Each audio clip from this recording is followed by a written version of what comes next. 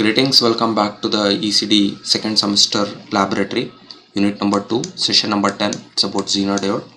In this video, I'm going to explain about the working principle of Zener diode, construction features of Zener diode, avalanche and Zener breakdown, and experiment to find the VA characteristics of Zener diode, and some of the application we're going to discuss in this video. See, first introduction to the diode. See, we already know about the diode. Diode is a most familiar word. Why? Because means we have used so many times, and we have explained in unit 1 and experiment 8 also, unit number 2, session number 9 also we have explained.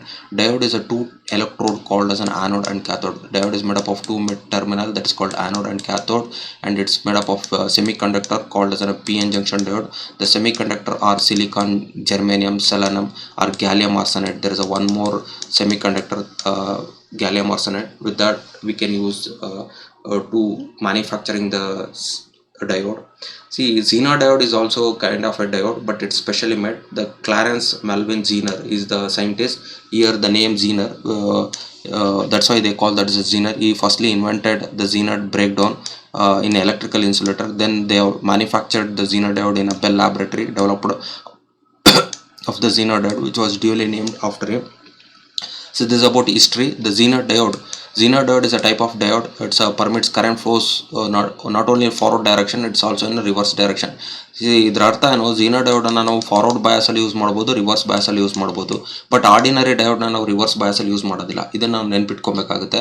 Reverse bias ಅಲ್ಲಿ use ಮಾಡಬೇಕಾದಾಗ ಅದು break down ಆಗುತ್ತೆ. ಆ break down ಆಗೋದನ್ನ ನಾವು Zener ನೀ voltage ಅಂತ ಕರಿತೀವಿ, ಅಥವಾ Zener ವೋಲ್ಟೇಜ್ ಅಂತ ಕರಿತೀವಿ. ಇದನ್ನ VA ಕ್ಯಾರೆಕ್ಟರಿಸ್ಟಿಕ್ಸ್ ಮಾಡಬೇಕಾದಾಗ ತೋರಿಸ್ತೀನಿ, ಅದು ನಿಮ್ಗೆ ಅರ್ಥ ಆಗುತ್ತೆ.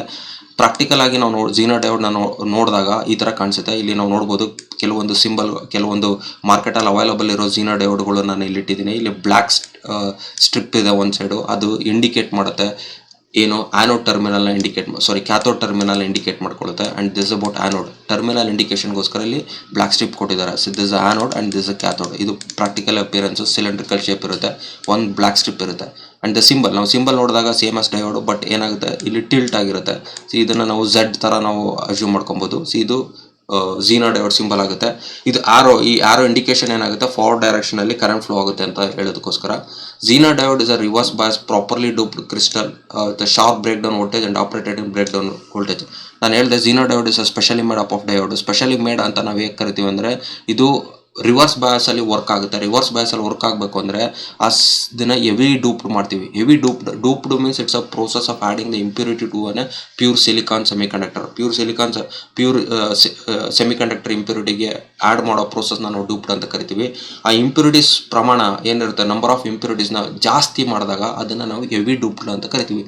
ಹೆವಿಲಿ ಡೂಪ್ಡ್ ಸಿಲಿಕಾನ್ ಅಥವಾ ಜರ್ಮೇನಿಯಂ ಎರಡು ಸೆಮಿಕಂಡಕ್ಟರ್ ಮೆಟೀರಿಯಲ್ ಯಾವ್ದಾರು ಒಂದು ತಗೊಂಡು ಅದಕ್ಕೆ ನಾವು ಹೆವಿ ಡೂಪ್ಡ್ ಇಂಪ್ಯೂರಿಟಿ ಮಾಡಿದಾಗ ಅಲ್ಲಿ ಬರುವಂಥ ಡಯೋಡ್ನ ನಾವು Zener diode ಅಂತ ಕರಿತೀವಿ. It's same as an PN junction diode, but only difference is in a concentration of doping level is very high. That's why it operated in both the direction. ಒಂದು forward bias ಅಲ್ಲಿ work ಆಗುತ್ತೆ, ಇನ್ನೊಂದು reverse bias ಅಲ್ಲಿ work ಆಗುತ್ತೆ. ಇದನ್ನ ನಾವು ಚೆನ್ನಾಗಿ ನೆನ್ಪಿಟ್ಕೊಬೇಕಾಗುತ್ತೆ. ಒಂದು ಲೈನಲ್ಲಿ ಹೇಳ್ಬೇಕು ಅಂದ್ರೆ Zener diode is a specially designed highly doped PN junction diode ಅಂತ ಹೇಳ್ಬೋದು. ಅಂಡ್ ಇಲ್ಲಿ ನಾವು ನೋಡ್ಬೋದು ಆರೋ ಇಂಡಿಕೇಶನ್ ಏನಾಗುತ್ತೆ, ಇದು ಫಾರ್ವರ್ಡ್ ಡೈರೆಕ್ಷನ್ ಅಲ್ಲಿ ವರ್ಕ್ ಆಗುತ್ತೆ, ಕರೆಂಟ್ ಫ್ಲೋ ಆಗೋದು. Current flows in a forward direction. The Zener diode is normally operated in reverse bias breakdown. ಇದು ನಾವು ಬಹಳಷ್ಟು ಕಡೆ ನಾವು ರಿವರ್ಸ್ ಬಯಾಸ್ ಅಲ್ಲಿ ಯೂಸ್ ಮಾಡ್ತೀವಿ. Okay, so the current direction is then from the anode to cathode. Current direction ಏನಾಗುತ್ತೆ, reverse ಆಗುತ್ತೆ. That is a anode to cathode. ಇದೇನಾಗುತ್ತೆ, ಕ್ಯಾಥೋಡ್ ಆನೋಡ್ ಆಗುತ್ತೆ. See and the construction of Zener diode. Zener diode ಯಾವ ಥರ ಮಾಡ್ತಾರೆ ಅಂದರೆ, ಒಂದು pure silicon semiconductor slab ತಗೋತಾರೆ. ಇದೊಂದು ಪ್ಯೂರ್ ಸಿಲಿಕಾನ್ ಸ್ಲ್ಯಾಬು. ಫಸ್ಟ್ ಅದಕ್ಕೆ ಏನು ಮಾಡ್ತಾರೆ, ಪಿ ಟೈಪ್ ಮಾಡೋದಕ್ಕೆ ದೇ ವಿಲ್ ಆ್ಯಡ್ ಇಂಪ್ಯೂರಿಟೀಸ್ನ ಆ್ಯಡ್ ಮಾಡ್ತಾರೆ. ಟ್ರೈವೇಲೆಂಟ್ ಇಂಪ್ಯೂರಿಟೀಸ್ನ ಆ್ಯಡ್ ಮಾಡೋದ್ರಿಂದ ಏನಾಗುತ್ತೆ, ಅದು ಪಿ ಟೈಪ್ ಆಗುತ್ತೆ. And they will add N type impurities year. ಇಲ್ಲಿ ಎನ್ ಟೈಪ್ ಇಂಪ್ಯೂರಿಟೀಸ್ನ ಈ ಏರಿಯಾಗೆ ಆ್ಯಡ್ ಮಾಡ್ತಾರೆ. ಅದನ್ನ ನಾವು ಎನ್ ಟೈಪ್ ಇಂಪ್ಯೂರಿಟೀಸ್ ಯಾವುದು, ಪೆಂಟಾವ್ಯಾಲೆಂಟ್ ಇಂಪ್ಯೂರಿಟೀಸ್ ಆದಾಗ ಎನ್ ಟೈಪ್ ಆಗುತ್ತೆ. PN ಜಂಕ್ಷನ್ ಫಾರ್ಮ್ ಆಗುತ್ತೆ. ಇದೆರಡನ್ನು ನಾವು ಟರ್ಮಿನಲ್ಗೆ ಅಟ್ಯಾಚ್ ಮಾಡಬೇಕಾಗುತ್ತೆ. ಅದಕ್ಕೆ they use the metallic layer. ಒಂದು ಮೆಟಾಲಿಕ್ ಲೇಯರ್ನ ಯೂಸ್ ಮಾಡ್ತಾರೆ. ಮೆಟಾಲಿಕ್ ಲೇಯರ್ ಯೂಸ್ ಮಾಡಬೇಕಾದಾಗ they use the in between metallic layer and semiconductor, they'll use the layer called as silicon oxide. Silicon ಏನಿರುತ್ತಲ್ಲ ಅದಕ್ಕೆ ಆಕ್ಸಿಡೈಸೇಷನ್ ಮಾಡಿ ಇದ್ರ ಮೇಲ್ಗಡೆ ಒಂದು ತಿನ್ ಲೇಯರ್ ಮಾಡಿ ಅದ್ರ ಮೇಲ್ಗಡೆ ಮೆಟಾಲಿಕ್ ಲೇಯರ್ ಆಗಿರುತ್ತೆ. And there is one more metallic layer. ಇಲ್ಲಿ ಗ್ರೀನ್ ಕಲರ್ ಏನಾಗಿರುತ್ತೆ, ಮೆಟಾಲಿಕ್ ಲೇಯರ್ ಆಗಿರುತ್ತೆ.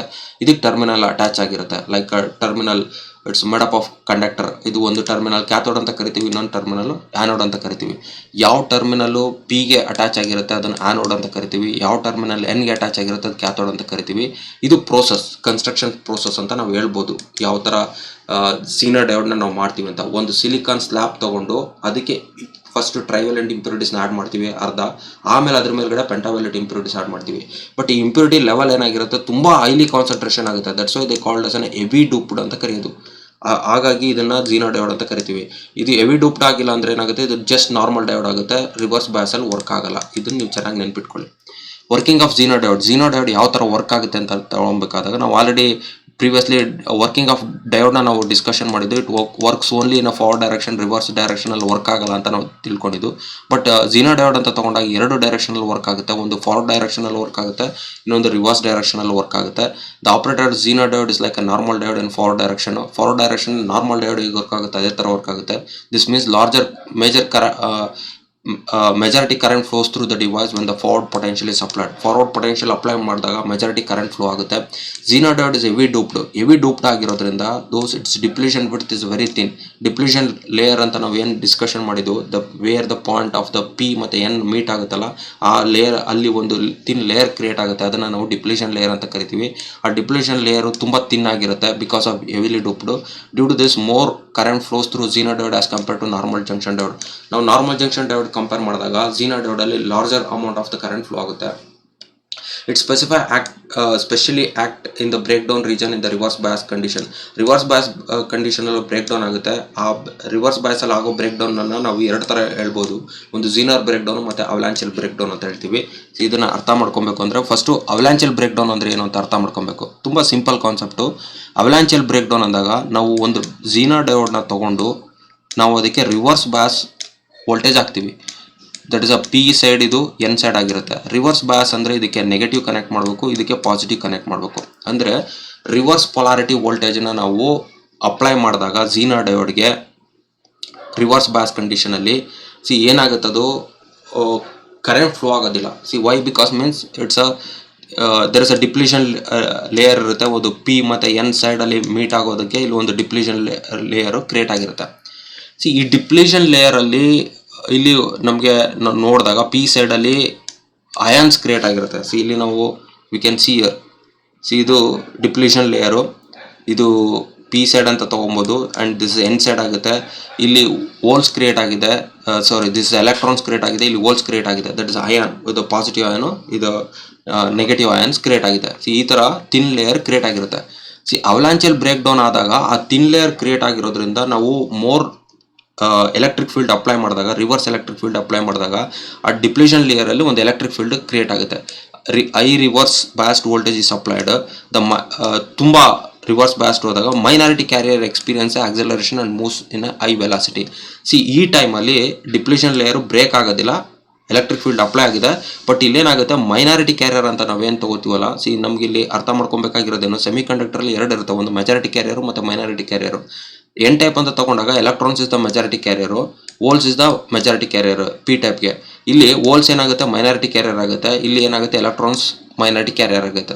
ಇದನ್ನು ನಾವು ಹಾಫ್ ಸ್ಪ್ಲಿಟ್ ಮಾಡಿದಾಗ ಇದು majority and this about minority.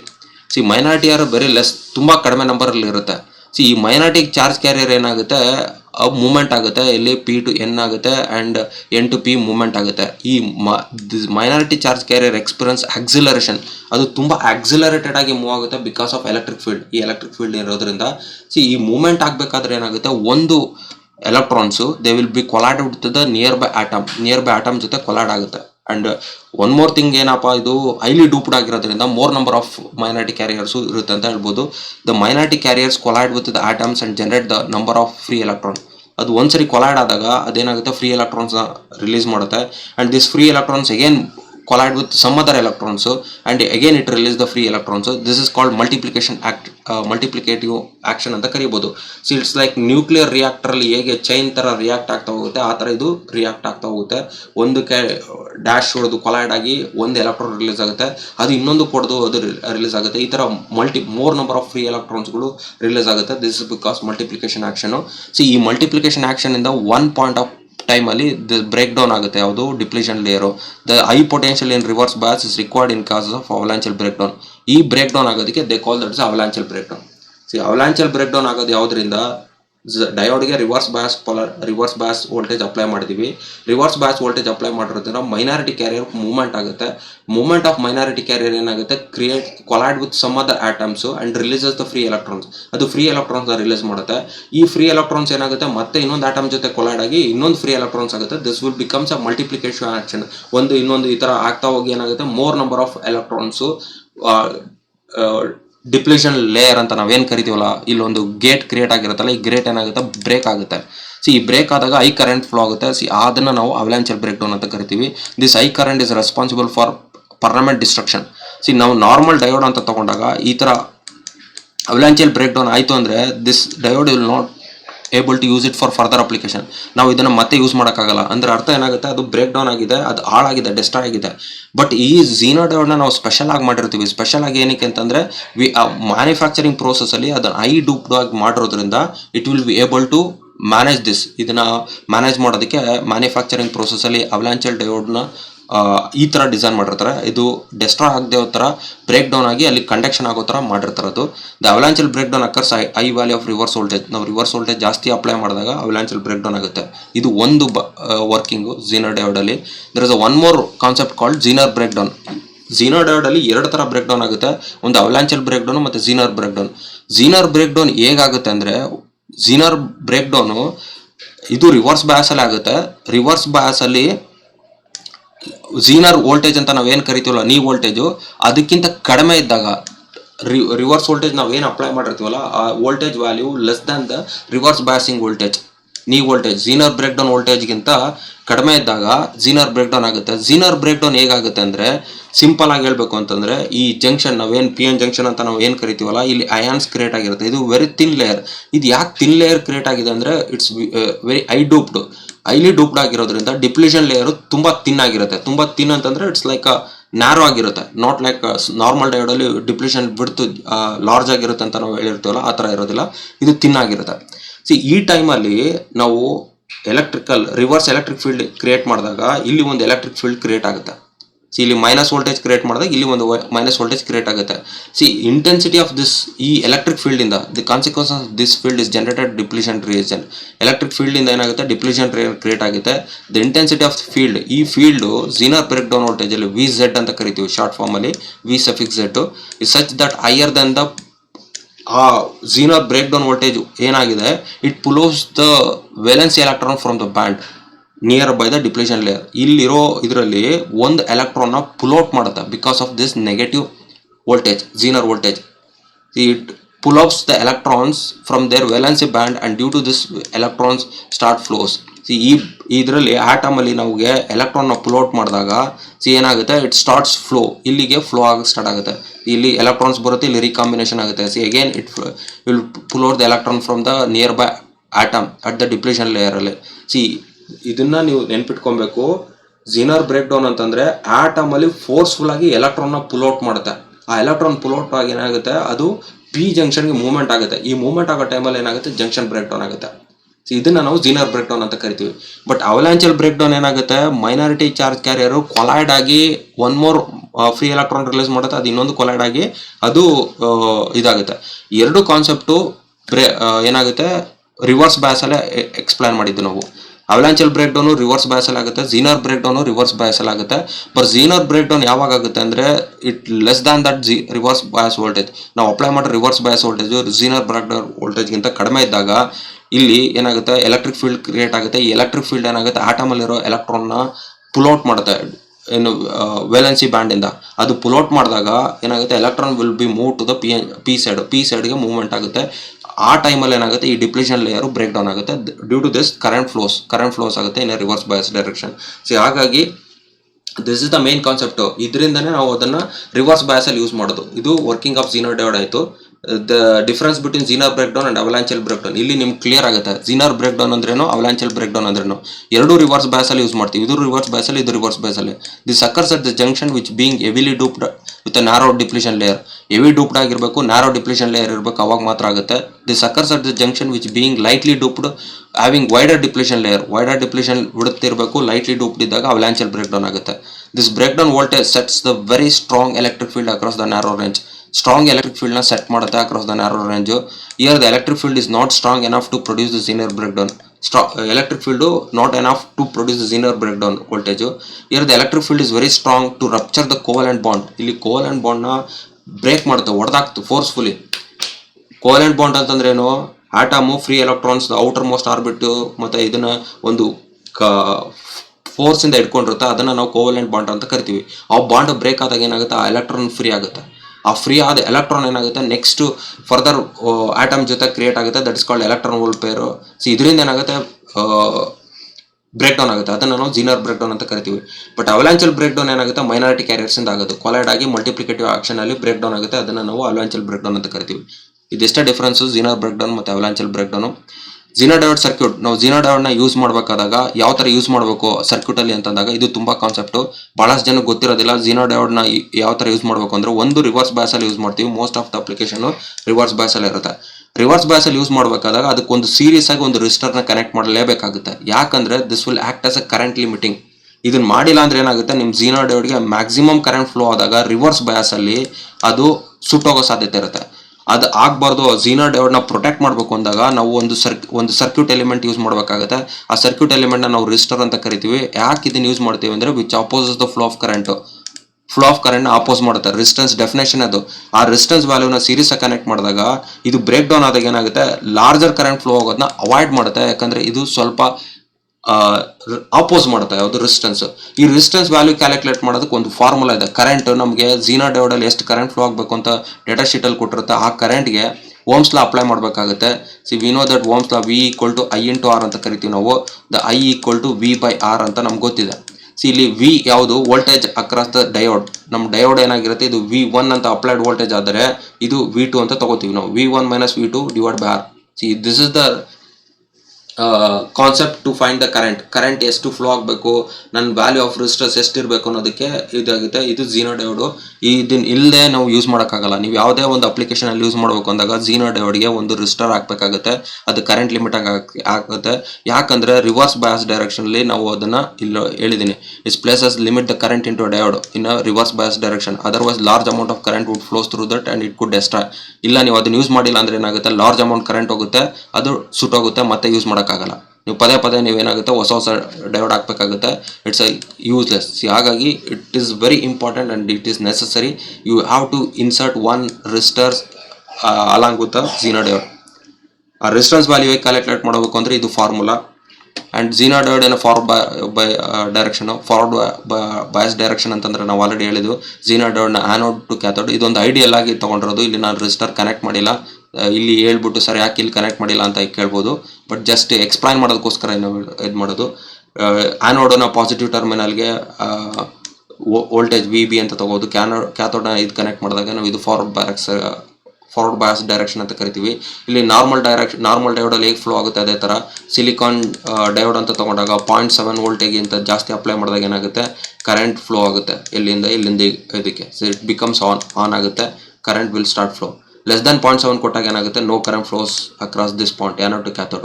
So ಅದೇ ಜರ್ಮೇನಿಯಂ ಡಯೋಡ್ ಅಂತ ತಗೊಂಡಾಗ 0.3 voltage, this the break down voltage ಅಂತ ತಗೋತೀವಿ ನಾವು. ಸೊ 0.3 ವೋಲ್ಟೇಜ್ಗಿಂತ ಕಡಿಮೆ ಇದ್ದರೆ ಏನಾಗುತ್ತೆ? No current ಫ್ಲೋಸು. 0.3ಗಿಂತ ಜಾಸ್ತಿ ಅಪ್ಲೈ ಮಾಡಿದಾಗ ಇದಾಗುತ್ತೆ. ಸೊ ಇದು ಫಾರ್ವರ್ಡ್ ಡೈರೆಕ್ಷನ್. ರಿವರ್ಸ್ ಡೈರೆಕ್ಷನ್ ಅಲ್ಲಿ ಏನಾಗುತ್ತೆ? ಸಿ ಕ್ಯಾಥೋಡನ್ನ ನಾವು ಪಾಸಿಟಿವ್ ಕನೆಕ್ಟ್ ಮಾಡಬೇಕು, ಆನೋಡನ್ನ ನಾವು ನೆಗೆಟಿವ್ ಕನೆಕ್ಟ್ ಮಾಡಿದಾಗ ನಾವು ರಿವರ್ಸ್ ಬಯಾಸ್ ಡೈರೆಕ್ಷನ್ ಅಂತ ಕರಿತೀವಿ. ಮೋಸ್ಟ್ ಆಫ್ ದ ಅಪ್ಲಿಕೇಶನ್ ಅಲ್ಲಿ ನಾವು ಈ ಥರನೇ ಯೂಸ್ ಮಾಡೋದು ನಾವು. ಸಿ ಇಲ್ಲಿ ಹೇಗೆ ಫ್ಲೋ ಆಗುತ್ತೆ, ಹೇಗೆ ಇದಾಗುತ್ತೆ ಅಂದರೆ you have to go and refer avalanche break down ಮತ್ತು ಝೀನರ್ ಬ್ರೇಕ್ ಡೌನ್ ಅಪ್ಲೈ ಮಾಡಿದ್ರೆ ಈ ಕಾನ್ಸೆಪ್ಟ್ ನಿಮ್ಗೆ ಅರ್ಥ ಆಗುತ್ತೆ. ಝೀನರ್ ಡಯೋಡ್ VA ಕ್ಯಾರೆಕ್ಟರಿಸ್ಟಿಕ್ಸ್ ಅಂತ ತಗೊಂಡಾಗ VA ಕ್ಯಾರೆಕ್ಟರಿಸ್ಟಿಕ್ಸ್ ಅಲ್ಲಿ ಎರಡೂ ನಾವು ತಿಳ್ಕೊಬೇಕಾಗುತ್ತೆ. ಒಂದು ಫಾರ್ವರ್ಡ್ ಡೈರೆಕ್ಷನ್, ಇದು ಫಸ್ಟ್ ಕ್ವಾಡ್ರೆಂಟ್ ಆಪರೇಷನ್ ಅಂತ ಕರಿತೀವಿ. ಇದು ಸೆಕೆಂಡ್ ಕ್ವಾಡ್ರೆಂಟ್ ಆಪರೇಷನ್, ಇದು ಥರ್ಡ್ ಕ್ವಾಡ್ರೆಂಟ್ ಆಪರೇಷನ್, ಇದು ಫೋರ್ತ್ ಕ್ವಾಡ್ರೆಂಟ್ ಆಪರೇಷನ್ ಅಂತ ಕರಿತೀವಿ. ವೋಲ್ಟೇಜ್ X ಆಕ್ಸಿಸ್ ಅಲ್ಲಿ ಇರುತ್ತೆ, ಕರೆಂಟ್ ಏನಾಗಿರುತ್ತೆ? I ಆಕ್ಸಿಸ್ ಅಲ್ಲಿ ಇರುತ್ತೆ. ಸಿ ಇದು -V ಆಗಿರುತ್ತೆ ಅಂಡ್ ದಿಸ್ ಅಬೌಟ್ -I ಆಗಿರುತ್ತೆ.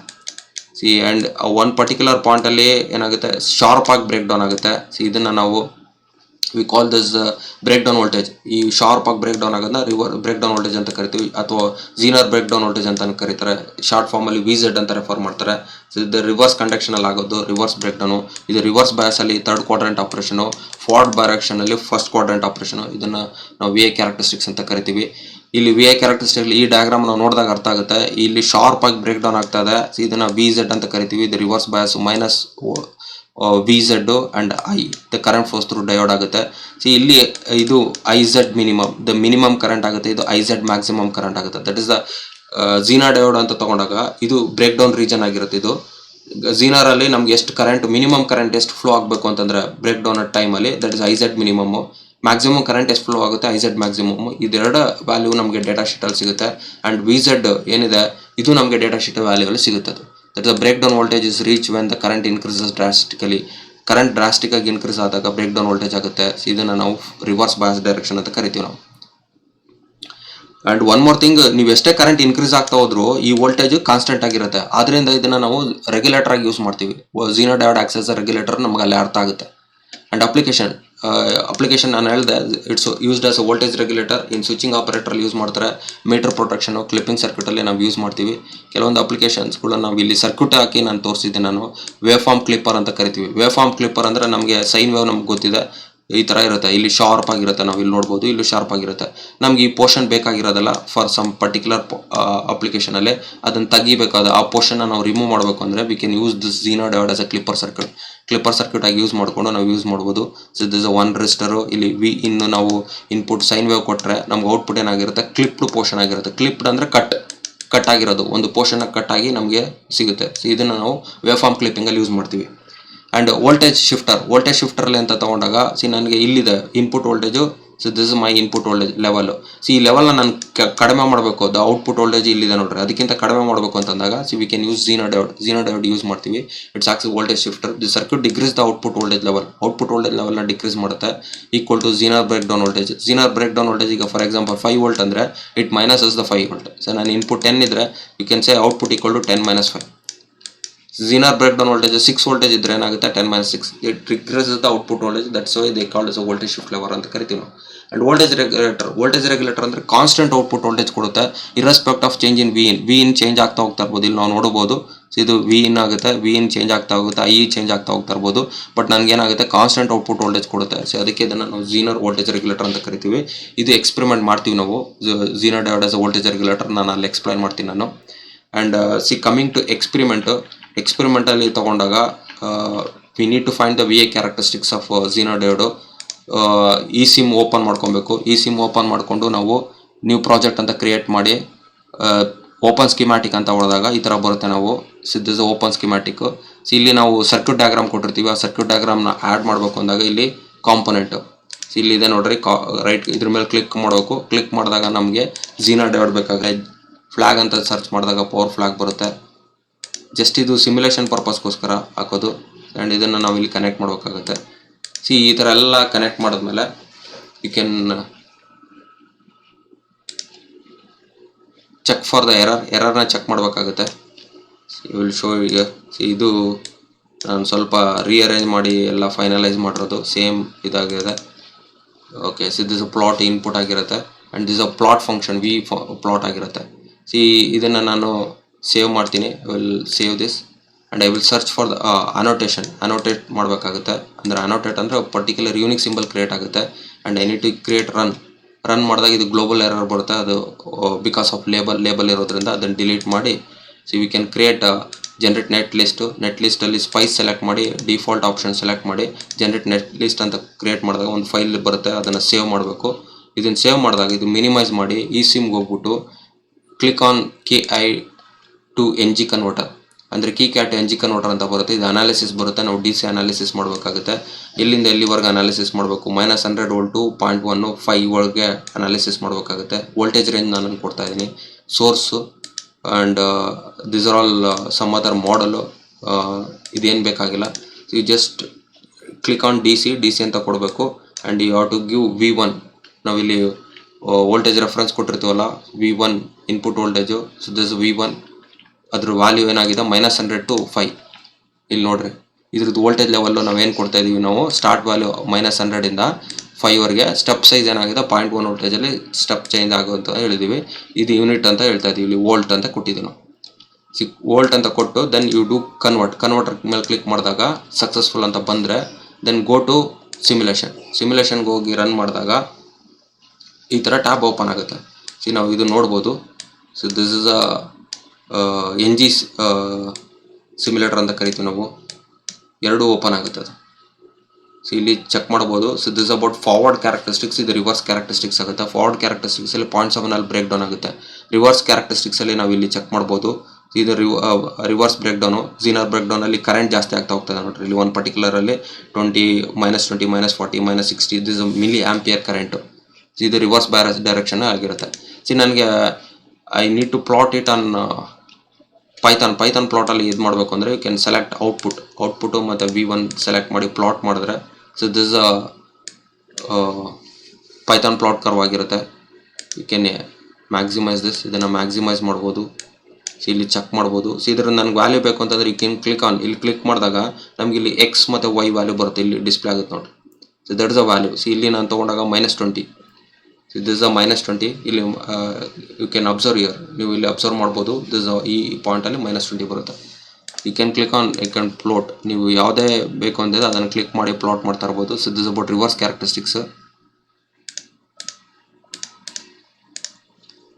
ಇದು ಫಾರ್ವರ್ಡ್ ಕ್ಯಾರೆಕ್ಟರಿಸ್ಟಿಕ್ಸ್ ಆಗುತ್ತೆ. ನೆಟ್ ಔಟ್ಪುಟ್ ಅಂತ ತೊಗೊಂಡಾಗ so this about reverse characteristics. ಈ ಥರ ನಾವು ಪೈಥಾನ್ ಪ್ಲಾಟ್ನ ಪ್ಲಾಟ್ ಮಾಡ್ಬೋದು. ಇದನ್ನು VI characteristics of Zener diode ಅಂತ ಕರಿತೀವಿ. ಇದು ಸಿಮ್ಯುಲೇಷನ್ನು ನಾನು ಈ ಸಿಮ್ಮಲ್ಲಿ ತೋರಿಸಿದೆ. ಇದು circuit diagram. You can see here. ಇಲ್ಲಿ ಈ ಸರ್ಕ್ಯೂಟ್ ಡಯಾಗ್ರಾಮ್ನ ನೀವು ಡೆವಲಪ್ ಮಾಡಿ you can try it out. ಇದನ್ನು ಟ್ರೈ ಮಾಡಿರಿ. Thank you.